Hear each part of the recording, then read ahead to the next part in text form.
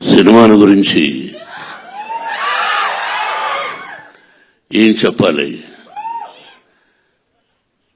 విష్ణు చెప్పినట్టు చాలా చెప్పాలి. ఇది ప్రజల సినిమా, మీ సినిమా. ఈ తరానికి ఏ తరానికి ఈ సినిమా ఎప్పుడూ కొత్తదే. భక్తి భావం, ఆ భక్తి ఎలా వచ్చింది,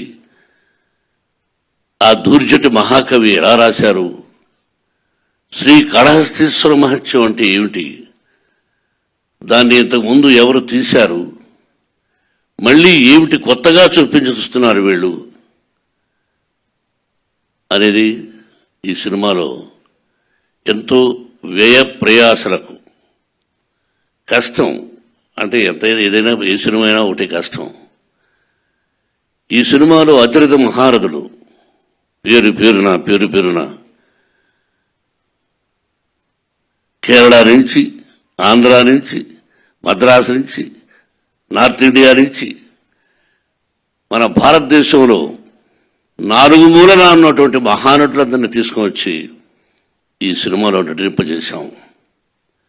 వాళ్ళు ఏం చేశారు, ఎలా చేశారు అని చెబితే ఏదో డబ్బా కొట్టుకున్నట్టు అవుతుంది. ఎన్ని రోజులు ఇక్కడే ఉన్నాడు శరత్. అతని గురించి అతనిదే నాటామని. నేను పెదరాయుడు యాక్ట్ చేసిన సినిమా అయిందే.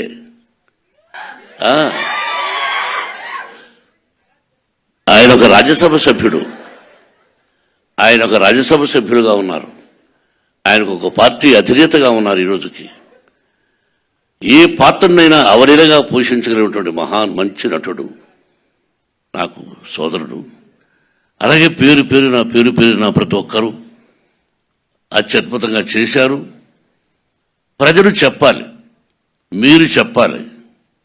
ఈ టీజర్ చూసిన వెంటనే ఇది ఓన్లీ భక్తి చిత్రమే కాదు, అన్ని రకాల విష్ణుబాబు చెప్పినట్టుగా ఒక చరిత్ర, భగవంతుడు, పరమేశ్వరుడు, అంతే.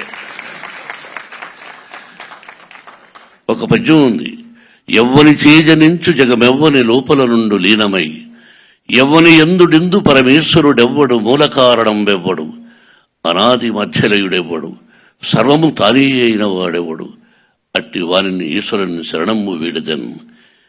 అంటే అక్షరం ఎక్కడైనా అక్షర దోషాలు ఉండొచ్చేమో. ఇప్పుడు పెద్దవార శిక్షలో చదువుకున్నాం. మనందరికీ పరమేశ్వరుడే, బ్రహ్మ విష్ణు మహేశ్వరుడు ఎలాగో పరమేశ్వరుడే అంతా.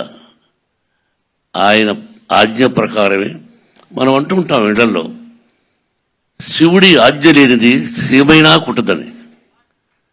సామెతలు మనం వింటుంటాం, మన అమ్మా నాన్న చెప్పారు. అంతే, ఆయన పర్మిషన్ లేనిదే ఈ సినిమా తీసుంటాం. ఆ భగవంతుని ఆశీస్సులతో సినిమా తీసాం.